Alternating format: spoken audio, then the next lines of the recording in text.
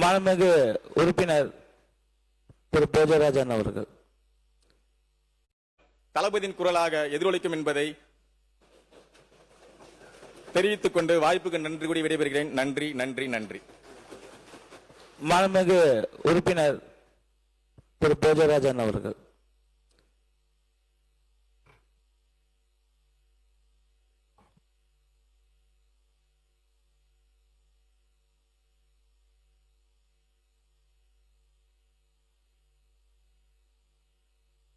மாண்புமிகு துணை பேரவைத் தலைவர் அவர்களே, இங்கு அவையில் இல்லை என்றாலும் கூட அலுவலகத்தில் இருந்து கவனிக்கின்றார் என்ற செய்தியை நீங்கள் சொன்னீர்கள். மாண்புமிகு முதல்வர் அவர்களே, மாண்புமிகு அமைச்சர் பெருமக்களே, மாண்புமிகு எதிர்கட்சித் தலைவர் அவர்களே, மாண்புமிகு சட்டமன்ற உறுப்பினர்களே, உங்கள் அனைவருக்கும் என் சார்பாகவும் நான் சார்ந்த பாரதிய ஜனதா கட்சியின் சார்பாகவும் எனது வணக்கத்தினையும் நன்றியினை தெரிவித்துக் கொள்கின்றேன்.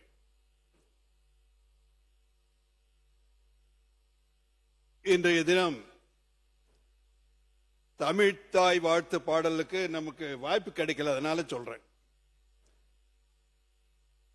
அமுதே தமிழே அழகிய மொழியே எனதுயிரே என்று எல்லோருக்கும் உயிராகவும் மூச்சாகவும் இருக்கின்ற யான் அறிந்த மொழிகளிலே தமிழை போல் ஏதும் இல்லை என்று 8 மொழிகளை தெரிந்த பாரதி அவர்கள் பாடிய அந்த தமிழ் மொழியை இங்கு இருக்கின்ற தமிழ்நாட்டிலே வாழ்கின்ற மக்கள் அனைவரும் ஆதரித்துதான் நமது உணர்வை நாம் தெளிவுபடுத்த வேண்டும் என்பது. மாண்புமிகு உறுப்பினர் அவர்களுக்கு தமிழ் மொழியை அதை பத்தி மட்டும் பேசுங்க. அதை தெரிவித்துக் கொள்கின்றேன். இன்று இந்த அவையில் நான் பேசுவதற்காக எனக்கு வாய்ப்பினை தந்த 12 ஆண்டு காலமாக ஓய்வின்றி ஒப்பற்ற தலைவராக உலகம் முழுவதும் 34 நாடுகளில் பதக்கத்தை எல்லாம் பெற்று வந்து இன்று இவர் போல் ஒரு பிரதமர் இல்லை என்ற நரேந்திர தாஸ் மோடிஜி அவர்களுடைய அவருக்கு வணக்கத்தை செலுத்தி எங்களுடைய தலைவர் நிதின் நவீன் அவர்களுக்கு என்னுடைய வணக்கத்தினை செலுத்தி என்னுடைய வெற்றிக்கு பரப்புரையாற்றுகின்ற வகையிலே வந்திருந்த வர்த்தகத்துறை அமைச்சர் பியூஷ் கோயல் அவர்களுக்கும் மத்திய சட்ட அமைச்சர் அவர்களுக்கும் எனது வணக்கத்தினையும் தெரிவித்து இணையமைச்சர் முருகன்ஜி அவர்களுக்கும் எனது வணக்கத்தினை தெரிவித்து மேலும் எங்களுடைய மாநில தலைவர் நயினார் நாகேந்திரன் அவர்களுக்கும் மற்றும் எனது வெற்றிக்கு உறுதுணையாக இருந்த தேசிய ஜனநாயக முன்னேற்ற கட்சியின் நமது முன்னாள் முதல்வர் மரியாதைக்குரிய எடப்பாடியார் அவர்களுக்கும் மற்றும் எஸ்பி வேலுமணி அண்ணா அவர்களுக்கும் மற்றும் பாமக சார்ந்த நிர்வாகிகளுக்கும் அமமுகவை சார்ந்த நிர்வாகிகளுக்கும் எங்களுடைய பகுதியை சார்ந்த வாக்காளர் பெருமக்கள் அத்தனை பேருக்கும் எனது நெஞ்சார்ந்த நன்றினை தெரிவித்துக் கொள்கின்றேன். இன்றைய நிதிநிலை அறிக்கையில்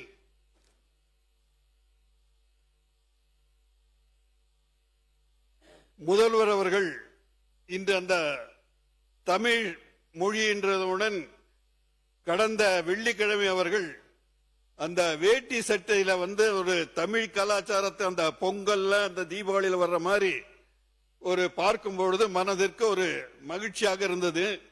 இன்றும் அப்படி வந்து மற்ற ஆளுங்கட்சி இருக்கின்ற நண்பர்கள் எல்லாம் கூட அப்படியே ஒரு அமைச்சர்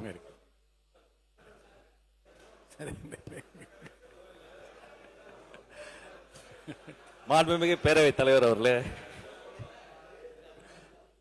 தமிழர் தமிழ் உணர்வு இதையெல்லாம் இதயத்தில் கொண்டு வரலாற்று சிறப்புமிக்க இந்த நன்னாள் இதை ஒரு பொன்னாளாக மாற்றக்கூடிய சிறப்பு தீர்மானத்தை மாண்புமிகு முதல்வர் கொண்டு வந்தார்.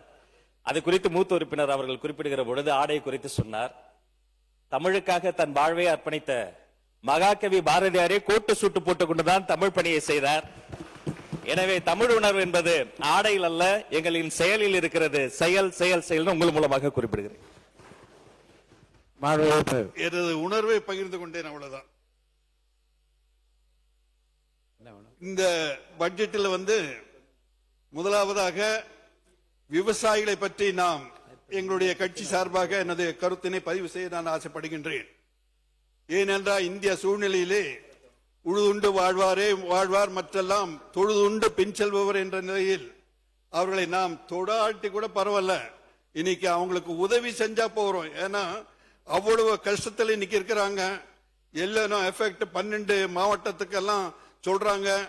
டெல்டா பகுதியிலும் எங்களுடைய நீலகிரி பகுதியிலும் கூட கடந்த வாரத்திலே மக்கள் எல்லாம் ஒரு போராட்டத்தை எல்லாம் பயிர்கடனை நீக்க வேண்டும் முழுமையாக என்று அவர்கள் சொல்லி வந்திருக்கிறார்கள். ஆகவே பயிர்கடனை எப்படியாவது பயிர்கடனை ரத்து செய்து விவசாயிகளுக்கு நீங்கள் உதவினால் அதுவே அவர்களை தொழுவதற்கு சமமாக இருக்கும் என்பதை நான் இந்த நேரத்தில் உங்களுக்கு சுட்டிக்காட்டிக் கொள்ள விரும்புகின்றேன்.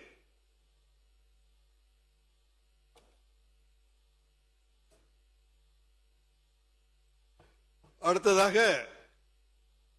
மேகதாது அணை கட்டும் விஷயமாக சொன்னார்கள். அது நமது உரிமை, அதில் ஒன்றும் மாற்றமும் இல்லை. அதே நமது சகோதரி அவர்கள் பேசும்போது சொன்னார்கள், பிரேமலதா சகோதரி அவர்கள், நமது பகுதியிலே கூட எங்கெங்கு நீர்நிலைகளை மேம்படுத்தி தி அகுமெண்டேஷன் ஆஃப் வாட்டர் எங்கெங்கு முடியுமோ அங்கெல்லாம் செய்தால் நன்றாக இருக்கும் என்று சொன்னார்கள்.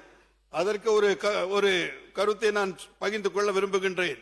எங்களுடைய நீலகிரி மாவட்டத்திலே கூடலூர் பகுதியிலே சிரபுஞ்சி என்பது அஸ்ஸாமிலே அதிகமாக மழை பெய்கின்ற இடம். சிரபுஞ்சி ஆஃப் த சவுத் என்று சொல்வார்கள், தேவால் என்ற பகுதி. அந்த நாடுகளிலே பாண்டியார் என்ற ஒரு நதி நமது திராவிட மணிக்கெல்லாம் தெரியும் நினைக்கின்றேன். அங்கு ஒரு நதி இருக்கின்றது. அந்த நதியின் உபரி நீரெல்லாம் கேரளாவுக்கும் கர்நாடகாவுக்கும் போய் வேஸ்டாகின்ற ஒரு சூழ்நிலை இருக்கு. அதே பக்கத்துல மாயா ரிவர் ஒண்ணு பவானி சாகர் அந்த பக்கம் திருப்பினா கொங்கு மண்டலத்துக்கு, ஏன்னா கொங்கு மண்டலத்துல எங்களுடைய நீலகிரி மாவட்டமே கொங்கு மண்டலத்தில் மேல்நிலை நீர் தொட்டி என்று சொல்வார்கள். அந்த அளவுல நீலகிரியில் வளமாக இருந்தால் கொங்கு மண்டலம் காப்பாற்றப்படும். அந்த வகையில் அது மாதிரி ஒரு திட்டங்களை எல்லாம் நிமித்தம் கொண்டவர்களை எல்லாம் மாண்புமிகு சம்பந்தப்பட்ட அமைச்சர்கள் எல்லாம் அவர்கள் எல்லாம் நியமித்து அதை இந்த பகுதியிலே நமக்கு தண்ணீர் கிடைக்கின்ற அளவிலே நாம் ஏற்பாடு செய்ய வேண்டும் என்பதை கேட்டுக்கொள்கின்றேன். நாட்டின் வளர்ச்சியும் மகிழ்ச்சியும் அந்த நாட்டில் எவ்வளவு கல்வி எவ்வளவு சிறப்பாக இருப்பது என்பதை தான் அளவுகோல் என்று சொல்வார்கள். உலகத்திலேயே பின்லாந்து என்பதுதான் அதிகமான மகிழ்ச்சியான நாடு என்று ஒரு கணக்கு எடுத்திருக்கிறார்கள். அதற்கு காரணம் அங்கு இருக்கின்ற கல்வி, அந்த கல்வி சிறப்பான கல்வி என்று சொல்லுகிறார்கள். ஆகவே நமது தமிழகத்திலும் சிறப்பான கல்வியை தருகின்ற, ஏனென்றால் இப்பொழுது நமது தமிழக அரசு நடத்துகின்ற பள்ளியின் மீது மக்களுக்கு ஒரு நம்பிக்கை